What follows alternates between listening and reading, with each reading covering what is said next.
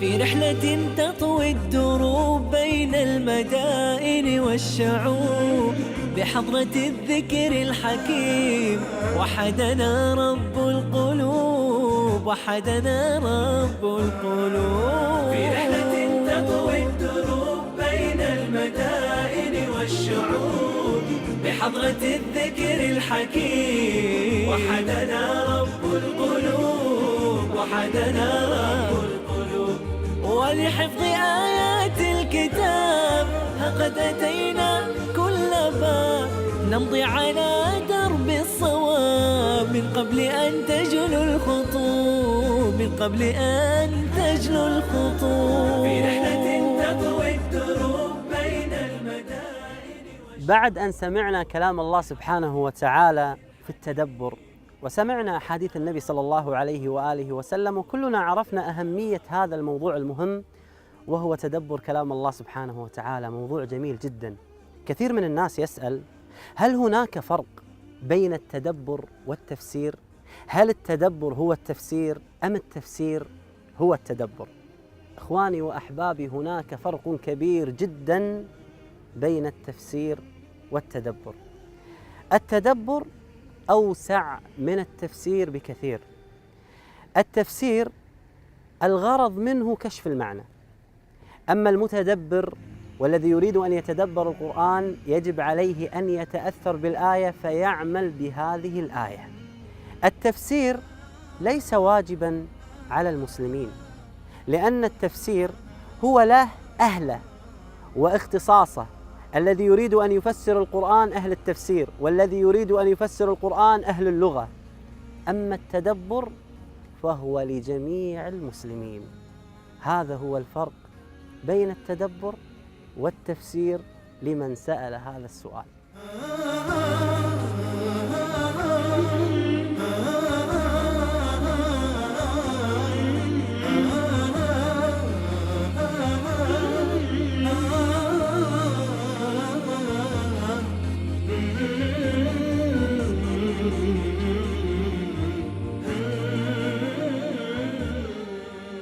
التقينا في مدينة سوسة في تونس مع الكثير من حفظة القرآن المتميزين المهرة الذين أتوا من مختلف المدن التونسية في هذا المكان ليتعلموا القرآن ويحفظوا القرآن، ومنهم حسام وعلي الذين لم يجمعهم إلا القرآن، فنعم الصحبة هم ونعم الصاحب القرآن. شيخ حسام، أنت مهندسا وتحفظ كتاب الله سبحانه وتعالى، وهذا ما نفخر به، أن حافظ كتاب الله سبحانه وتعالى يكون دائما من المتفوقين، يكون دائما يعني يصل إلى أعلى المناصب في جميع المجالات، لا يمنع ذلك حفظه لكتاب الله سبحانه وتعالى. كيف كانت بداية الشيخ حسام مع القرآن؟ بدايتي مع القرآن كانت يعني في حوالي 16 من عمري. كنت منذ صغري يعني كنت أود حفظ القرآن الكريم، وكانت والدتي تشجعني على ذلك، وبدأت وحدي. يعني في الأول بدأت وحدي. نعم. كم حفظت لوحدك تقريبا؟ حفظت تقريبا 10 أحزاب، 5 أجزاء يعني. 5 أجزاء من القرآن ما شاء الله. من القرآن. ثم لي صديقي يعني كان يحفظ أيضا لوحده. نعم. تعرفنا على بعضنا يعني. صحبة القرآن. نعم. نحن صحبة عندها دور كبير يعني. نعم. ما شاء الله صديقك الصدوق مهندسا ما شاء الله تبارك الله. وأنت ماذا تعمل؟ أنا الآن أعمل أستاذ إنجليزية، مدرس اللغة الإنجليزية. ما شاء الله تبارك الله. كيف كانت بداية الشيخ علي؟ نعم، أنا في الحقيقة منذ الصغر يعني أبي كان يذهب بي إلى الكتاب كسائر الناس، لكن يعني جاءت فترة وانقطع هذا الأمر. وبعد أن يعني في السن 19 قررت أن أحفظ القرآن. نعم. حاولت في البداية أن أحفظ، يعني وجدت في البداية عوائق، لكن وجدت أخي حسام يحفظ القرآن بصدد حفظ القرآن، يعني تنافسنا في هذا الأمر وتعاوننا، وكنا نراجع القرآن بعد صلاة الفجر سويا، نصلي الفجر ثم نعود إلى البيت ونتنافس في تلاوة القرآن. يعني ذهبنا إلى شيخ اسمه عادل الدكالي في مدينة بنزرت. نعم. أنت من مدينة بنزرت. نعم. نعم. وكنا يعني كانوا في العهد قبل الثورة، يعني كان تشديد وتضييق جدا على تحفيظ القرآن وعلى العلوم الشرعية وكلها، فكنا نذهب إلى الشيخ خلسة يعني في يذهب إلى الشيخ يحفظ القرآن بالخفاء. الصحبة الصالحة، الصحبة القرآنية تقول أنها أثرت فيك، نعم. وهي من ساعدتك بعد فضل الله سبحانه وتعالى، ثم فضل الصاحب علي هو من كان صديقك حتى حفظت القرآن. حفظ معك القرآن ولا سابقا؟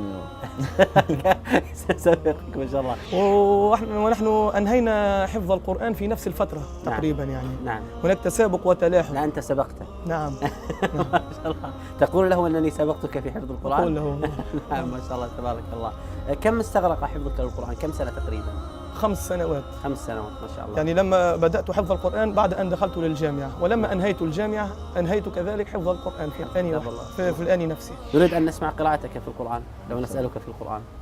قال رب السجن أحب إلي مما يدعونني إليه. أعوذ بالله من الشيطان الرجيم.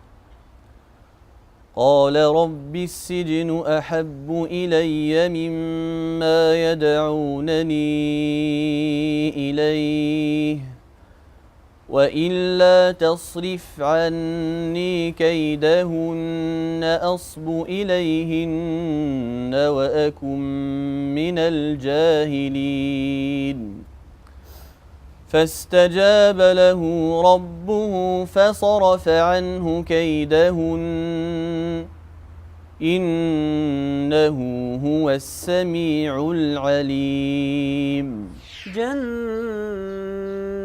عدن التي وعد الرحمن عباده بالغيب إنه كان وعده مأتيا.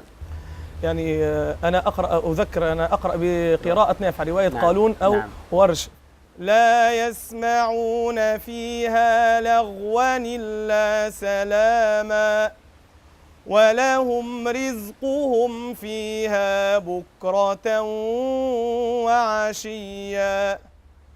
تلك الجنة التي نورث من عبادنا من كان تقيا. تحفظ الآن القرآن؟ نعم أنا أحفظ منذ زمن قبل أن أختم. نعم. عندما تعلمت علمت. نعم. نعم بمجرد أن تعلمت بعض الأحكام وأقر لي شيوخي بأن أعلم الآخرين فبدأت بتعليم الآخرين. نعم. شيخ حسام، عندما حفظت القرآن ماذا كان شعور والديك؟ يعني والدي سعدوا كثيرا عندما حفظت القرآن، يعني حتى أنهم بكوا من السعادة. يعني المسلم أولا إذا أراد أن يفعل شيئا وخاصة حفظ كتاب الله عز وجل عليه أولا أن يعزم وأن يتوكل على الله أولا، ثم يشرع في ذلك ويتذكر قول الله عز وجل ولقد يسرنا القرآن للذكر فهل من مدكر. يعني الله عز وجل يسر هذا القرآن يعني حوالي 600 صفحة. الذين يحفظون القرآن يعني هم ملايين في الأمة الإسلامية. بارك الله فيك. بارك الله فيك. بارك الله فيك. بارك الله فيك. الله يبارك فيك. إن الجبال الشاهقات على المدى تخشعن عند تلاوة القرآن، فاحفظ كتاب الله تحفظ دائما ما أسعد الحفاظ في الأزمان.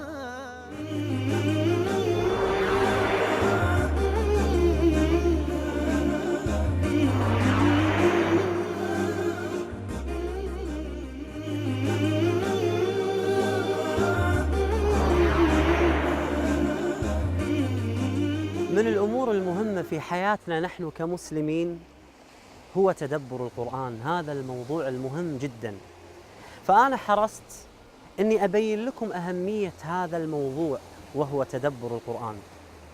من أهمية تدبر القرآن الكريم الأمر الأول أنه امتثال لأمر الله سبحانه وتعالى. الله سبحانه وتعالى في القرآن يقول: أفلا يتدبرون القرآن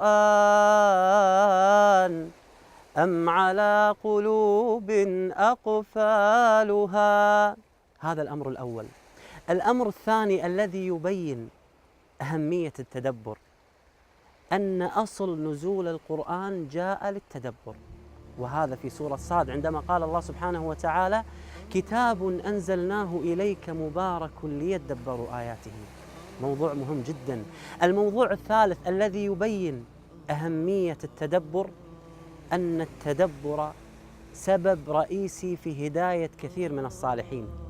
قرأت مع الشباب قصة جميلة عن إسلام سعد بن معاذ رضي الله عنه وأرضاه.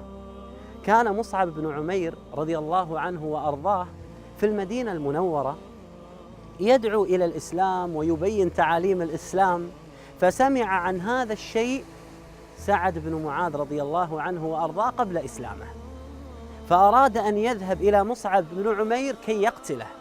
هو وقومه ذهبوا ومعهم السلاح ليقتلوا مصعب بن عمير، فوصل إليه وكان يقرأ بداية سورة الزخرف فقال: حميم والكتاب المبين إنا جعلناه قرآنا عربيا لعلكم تعقلون. فسمع سعد بن معاذ رضي الله عنه وأرضاه هذه الآية العظيمة فتأثر فخشع قلبه فأعلن إسلامه سعد بن معاذ رضي الله عنه وأرضاه. وعندما أسلم كل من معه من قومه بسبب آية. فعلا من أعظم الأمور في حياتنا نحن كمسلمين هو تدبر القرآن العظيم.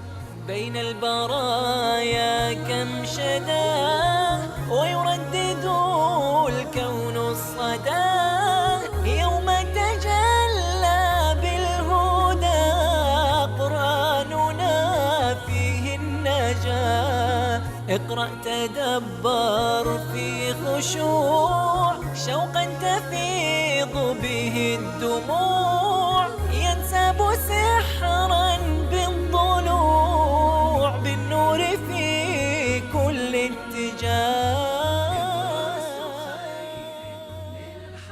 20 عاما في السجن، قضى منها 14 عاما في السجن الانفرادي. في هذا السجن الانفرادي حفظ القرآن الكريم كاملا، فنور الله سبحانه وتعالى هذا المكان بنور القرآن.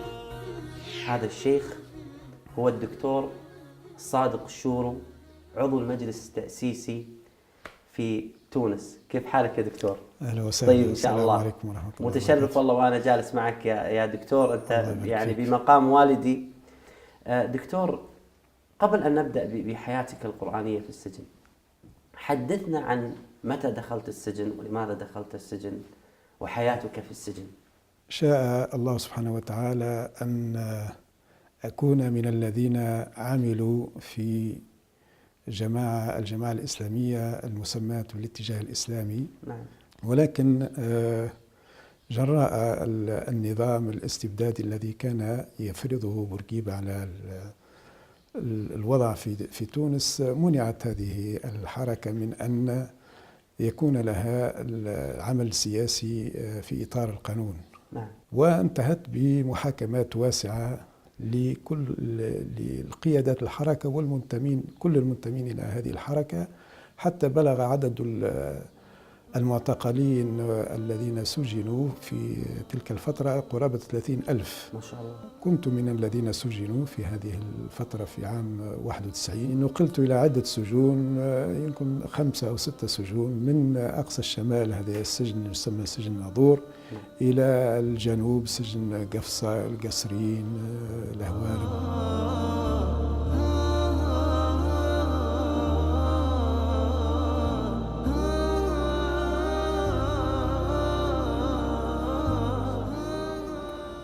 دكتور، هذا اعتقد السجن اللي كنا فيه كان من اصعب السجون اللي انت مريت فيها. نعم. السجن هذا الحياة فيه كانت صعبة عليك جدا. نعم. اعتقد. نعم. لماذا كان هذا الاصعب؟ هو لأنه ما يأتون به يأتون هنا المساجين اللي معناها محكوم عليهم مدة طويلة. نعم. ولأنه صعب يعني الخروج منه. نعم. يعني في حراسة مشددة كبيرة. نعم. وبعيد عن العمران معناها. نعم، هو بعيد عن المدينة كلها أصلا. أي. الله لا يعيد هذه الأيام إن شاء الله. يا إن شاء الله. دكتور. الحمد لله. ولكن يكفيك فخرا في هذا يعني في هذه الأوقات، في هذه السنوات 20 سنة التي ليست بالقليلة اللي أنت قضيتها، أنك حفظت أعظم كلام وأحسن حديث وهو كلام الله سبحانه وتعالى. الدكتور صادق شورو هو دكتور في الكيمياء، درس في جامعات تونس لمدة 10 سنوات. قبل أن يدخل السجن لم يكن يحفظ من القرآن إلا جزئين، ولكن شاء الله سبحانه وتعالى أن يحفظ القرآن الكريم كاملا وهو في السجن. لما دخلت السجن كانت عندي هيك دافع إلى أن أختم حفظ القرآن. نعم. أنا انكببت على جعلت حفظ القرآن هو الشاغل الأول عندي في السجن، وساعدني على ذلك هو معناها يعني السجن الانفرادي، هو معناها وعسى أن تكرهوا شيئا وهو خير لكم. نعم. زي ما السجن الانفرادي كان فيه خير باعتبار أنه يمكن الإنسان من التركيز ومن الحفظ معناها بيسر. كيف كانت البداية؟ كيف كنت تحفظ؟ كم كنت تحفظ في اليوم دكتور؟ الحفظ هو في الحقيقة اشتغال القرآن كان فيه نقول 3 أقسام. نعم. القسم الأول فيه حفظ الآيات الجديدة اللي ما حفظتهاش. نعم. والقسم الثاني فيه مراجعة الأشياء اللي حفظتها. نعم. الآيات اللي حفظتها. والقسم الثالث هو المراجعة في الصلاة. نعم. خاصة في قيام الليل، معناها اللي نحفظه ونراجعه نعاودوا في قيام الليل. يحفظ تقريبا الدكتور في الصباح. أي في الصباح بعد نعم. صلاة الصبح. بعد صلاة الفجر. الصبح. ثم بعد الظهر نكرر تراجع، وفي الليل تصلي بحفظك. أي هيك معناها. ما شاء الله. في الحفظ الأول معناها أخذ تقريبا 3 سنوات تقريبا. نعم. أكثر. الحفظ الأول. الأساسي الأول كان في 3 سنوات تقريبا. نعم.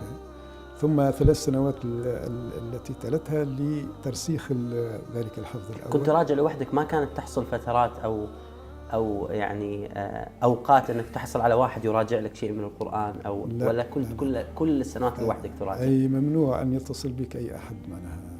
نعم. فكل مراجعتك لوحدك؟ أي كلها لوحدي معناها. يعني تقريبا الدكتور أنت قضيت 6 سنوات، 3 سنوات الأولى حفظا لكتاب الله، والثلاث سنوات الأخرى وهو إتقان الحفظ ومراجعة نعم. كتاب الله عز وجل. نعم. كيف وجدت القرآن معك في هذه الفترة حقيقة؟ الحفظ فيه شيء من الشدة وشيء من التعب، لكن وقتاش الإنسان يتلذذ بالقرآن؟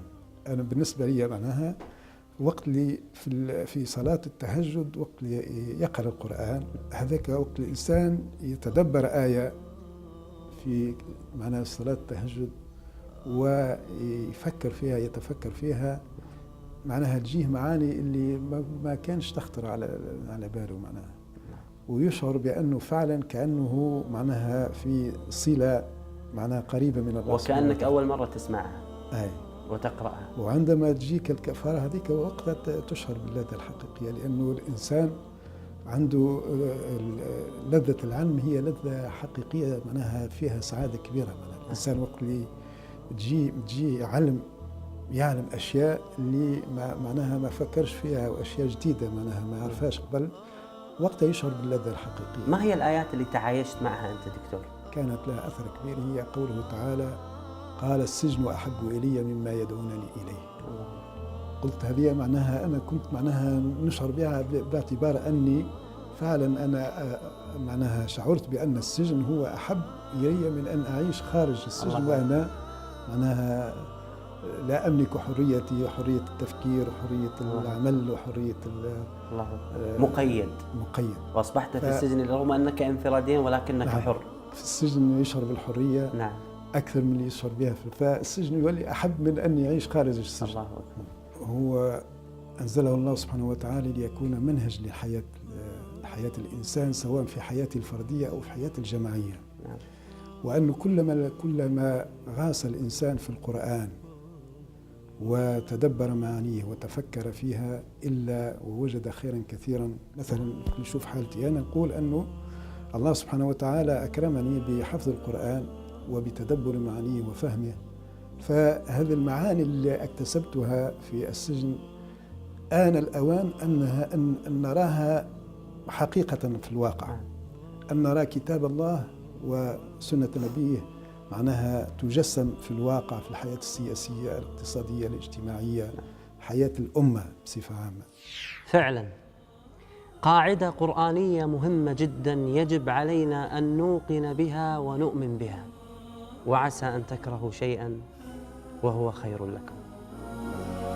عبير الروح حين يفوح وباب الخير لي مفتوح، فيه يبوح فيض الروح عريج العشق بين الدور. عبير الروح حين يفوح وباب الخير لي مفتوح، فيه يبوح فيض الروح عريج العشق بين الدور. نطوف برحلة القرآن دروب الخير والأوطان، وتسمو غاية الدنيا لكي نلقى رضا الرحمن.